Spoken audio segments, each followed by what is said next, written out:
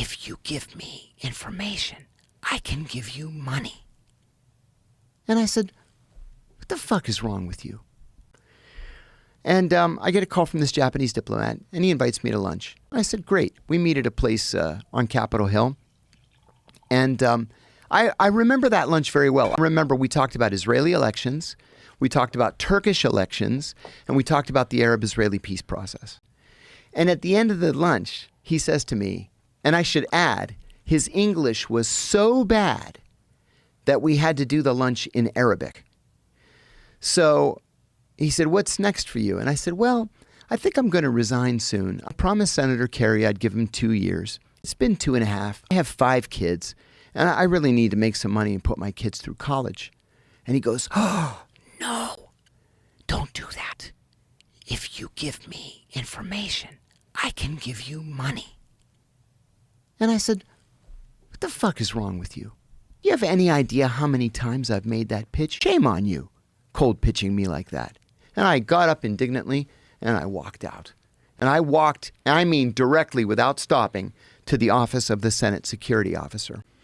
And I knocked on the door. I went in, I said, hey, I was just pitched by a foreign intelligence officer. And he goes, was it that damn Russian again? And I said, no, it was Japanese. He goes, Japanese? I said, I know, right?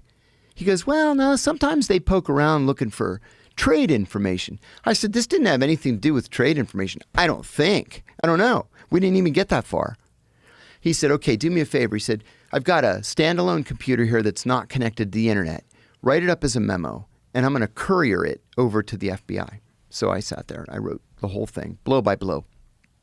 The next day he calls me and he says, 2 FBI agents are going to come up and talk to you. And I said, okay. So they come up, I recount the whole lunch, and they said, all right, here's what we want you to do. We want you to call him back, invite him to lunch, and then try to get him to tell you exactly what information he wants and how much he's willing to pay for it. And I said, because I'm a patriot, I said, you want me to wear a wire? And they said, no, we're going to be at the next table. We're going to listen to everything. I said, but he only speaks Arabic. That's okay. We got a guy who speaks Arabic. Don't worry.